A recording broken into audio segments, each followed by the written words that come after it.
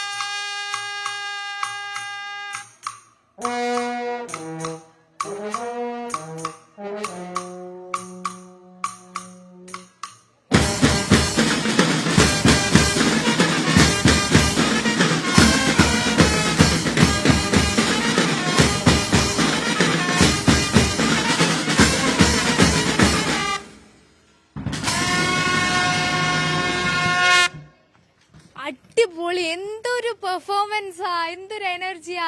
അപ്പൊ ക്യാപ്റ്റൻ, കഴിഞ്ഞ 30 വർഷമായിട്ട് നിങ്ങളെ സ്കൂളിലാണ് എ ഗ്രേഡ്. ഇപ്രാവശ്യവും അത് ഗംഭീരമായിട്ട് തന്നെ അടിപൊളി പെർഫോമൻസ് ആയിരുന്നു. ഇനി പറ, നിങ്ങൾ ഏത് സ്കൂളിൽ നിന്നാണ്, എവിടെ നിന്നാണ്?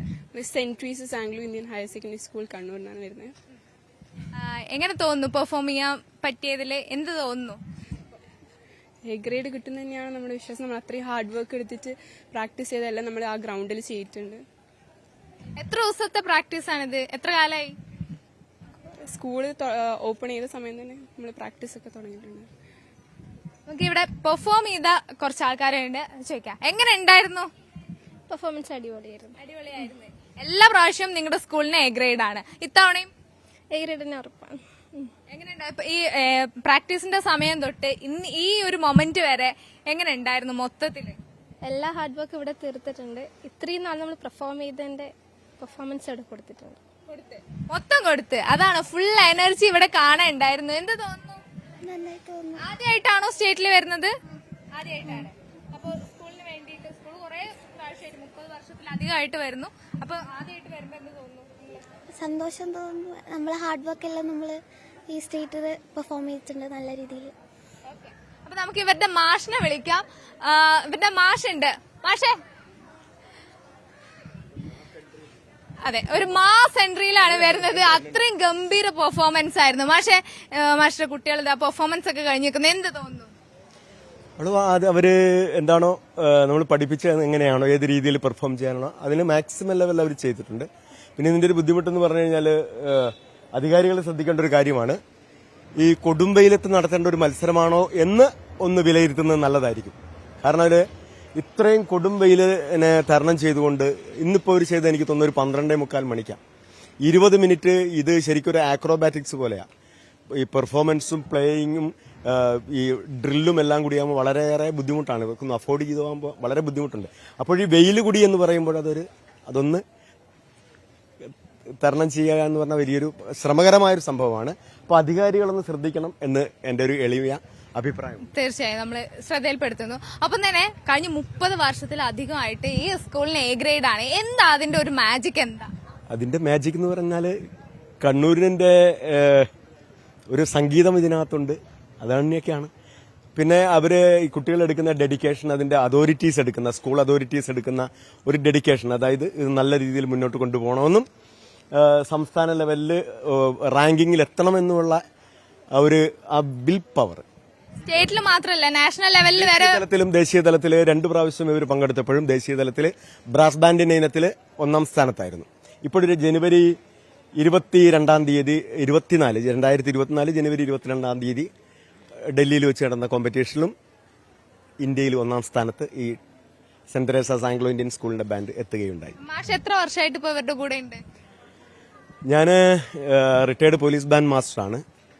അപ്പോൾ ഇവർക്ക് ഉപദേശങ്ങളൊക്കെ ഞാൻ കൊടുക്കാറുണ്ടായിരുന്നു എന്നൊക്കെയുള്ള സത്യമാണ്. അതല്ലാതെ മാസ്റ്ററായിട്ട് ഞാനിപ്പോൾ ഈ മെയ് മാസം റിട്ടയർ ആയതിനു ശേഷമാണ് ഞാൻ ഇവരുടെ കൂടെ ഒരു ബാൻഡിലേക്ക് ഞാൻ വന്നത്. അപ്പൊ സന്തോഷം, അത്രയും ഗംഭീരമായിട്ടാണ് പെർഫോം ചെയ്യുന്നത്. Thank you. എല്ലാ പ്രാവശ്യത്തെയും പോലെ ഇത്തവണ എ ഗ്രേഡ് ഉണ്ടാവുന്നത്? തീർച്ചയായും ഉണ്ടാവും. ടീച്ചർ ഇൻചാർജ് ഉണ്ട്. ടീച്ചറെ, ഓരോ തവണ ഇവര് പെർഫോം ചെയ്യുമ്പോ ടീച്ചർ അടുത്തിരുന്നിട്ട് ഓരോ ഇങ്ങനെ ഭയങ്കര എക്സൈറ്റഡ് ആയിട്ട് നോക്കി കാണുന്നുണ്ടായിരുന്നു. ടീച്ചർ എന്ത് തോന്നുന്നു?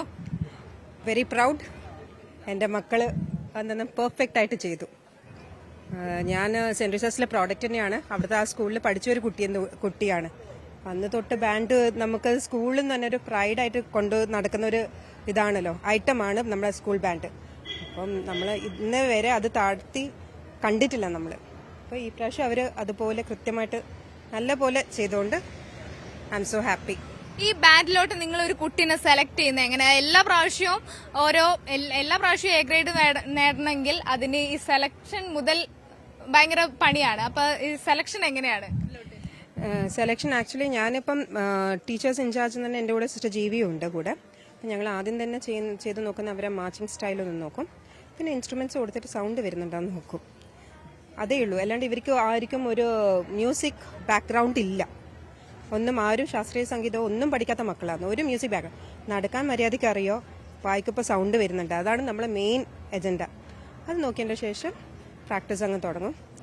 പിന്നെ ഫോർമേഷനും കാര്യങ്ങളെല്ലാം അങ്ങ് ചിട്ടപ്പെടും. അങ്ങനെ സ്റ്റാർട്ട് ചെയ്യും. പിന്നെ മാഷ് മ്യൂസിക് ഇടും. മ്യൂസിക്കിന് മാഷാണ്, നല്ല അടിപൊളി മ്യൂസിക്കാണ് മാഷിൻ്റെ.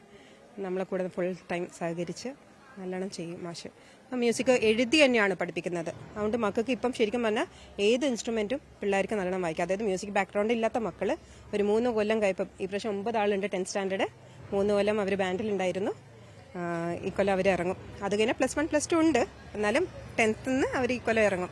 അപ്പോൾ ആ മക്കളിപ്പം ഏത് ഇൻസ്ട്രുമെന്റ് കൊടുത്താലും അവർ വായിക്കും. ആ ഒരു ലെവലിലേക്ക് നമ്മൾ എത്തിക്കും മക്കളെ. പിന്നെ മെയിൻ നമ്മളെ പ്രാക്ടീസ്. നമ്മളിത് യൂത്ത് ഫെസ്റ്റിവൽ മാത്രമല്ല നമ്മളെ എയിം. നമ്മളൊരു ഐറ്റമാണ്. നമ്മളെ സ്കൂളിലെ ഒരു പ്രൈഡ് ആണല്ലോ.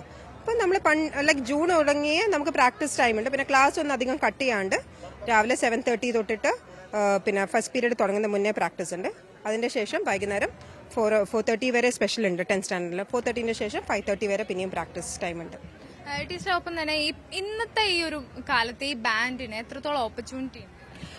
ഞാൻ പറഞ്ഞില്ല, ഈ കഴിഞ്ഞ കൊല്ലം ഞങ്ങളായിരുന്നു നാഷണൽ വിന്നേഴ്സ്. അപ്പോൾ അതിൽ 3 കുട്ടികൾക്ക് നമ്മൾ എയർഫോഴ്സിൽ സെലക്ഷൻ കിട്ടിയിട്ടുണ്ട്. അത് ഈ ബാൻഡിന്റെ നാഷണൽ സർട്ടിഫിക്കറ്റ് വെച്ചിട്ടുള്ള ഒരു ബെനിഫിറ്റ് ആയിരുന്നു അവർക്ക്. അതിന്റെ കെയർ ഓഫിലാണ്, അല്ലാണ്ട് വേറെ ഒരു കെയർ ഓഫില്ല. ആ ഒരു നാഷണൽ സർട്ടിഫിക്കറ്റിന്റെ ബെനിഫിറ്റിൽ 3 ആളെ എയർഫോഴ്സിൽ ജോയിൻ ചെയ്തിട്ടുണ്ട്. മിനിഞ്ഞാന്നാണ് അവർ പോയത്. വിളിച്ച് ഇവിടെ എല്ലാം വന്ന് കണ്ട് അനുഗ്രഹം വാങ്ങിയിട്ട് അവർ പോയത്. അതെല്ലാം തന്നെ ഒരു നമുക്കൊരു ഭയങ്കരമായ സന്തോഷം തരുന്ന കാര്യമാണ്. ഇത്രയും ഡെഡിക്കേഷനായിട്ട് നമ്മൾ ഇതിന്റെ ബാക്കിൽ നടക്കുമ്പോൾ ഇങ്ങനെ ഓരോ കാര്യങ്ങളാണ് നമുക്ക് തരുന്ന ഒരു സ്പിരിറ്റ് മുന്നോട്ട് പോകാൻ വേണ്ടിയിട്ട്.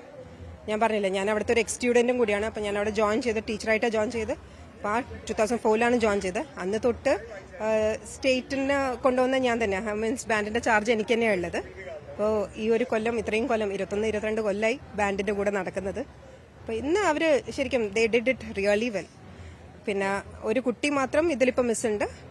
കൊച്ചിൻ്റെ കാലൊന്ന് ഡിസ്ലൊക്കേറ്റ് ആയിട്ടുണ്ട്. അത് ചെയ്ത് കഴിഞ്ഞിട്ടാണ് അവിടെ റെസ്റ്റ് ചെയ്യുന്നുണ്ട്. അപ്പം ആ കുട്ടിയും അവളെ ബെസ്റ്റാണ് ചെയ്തത്. അപ്പൊ അതാണ്, അത്രയും എനർജിയിലാണ് പെർഫോം ചെയ്ത്. നിങ്ങളൊക്കെ ഇനി ഇത് കഴിഞ്ഞിട്ട്, സ്കൂളൊക്കെ കഴിഞ്ഞിട്ട് ഈ ബാൻഡൊക്കെ മുന്നോട്ട് കൊണ്ടുപോകാൻ താല്പര്യമുണ്ടോ? അത് കൊണ്ടുപോവോ അതോ സ്കൂൾ കഴിയുമ്പോ അതങ്ങനെ തീർന്നു പോവോ? ഇല്ല, ആഗ്രഹമുണ്ട്. നമുക്ക് പറ്റെങ്കിൽ നമ്മൾ ഇനിയും പറ്റെങ്കിൽ ഇനിയും ചെയ്യും. എയർഫോഴ്സിലേക്കും എല്ലാത്തിലേക്കും സെലക്ഷൻ ഉണ്ട്. നമുക്ക് നാഷണൽ ബാൻഡ് ടീംസ് ആണ്. അപ്പം നമുക്ക് സർട്ടിഫിക്കറ്റ് വെച്ചിട്ട് അതിലേക്കും പോകാം. അതെ, ഒരുപാട് ഹൈറ്റ്സിലൊക്കെ എത്താൻ പറ്റുന്നുണ്ട്. പിന്നെ ലാസ്റ്റ് ഒരു കൊട്ടും കൂടി കഴിഞ്ഞിട്ട് നമുക്ക് വൈൻഡ് അപ്പ് ആക്കാം. ഒരൊറ്റ ഒന്ന്. ഓക്കെ, ലാസ്റ്റ് ഒരെണ്ണം കൂടി.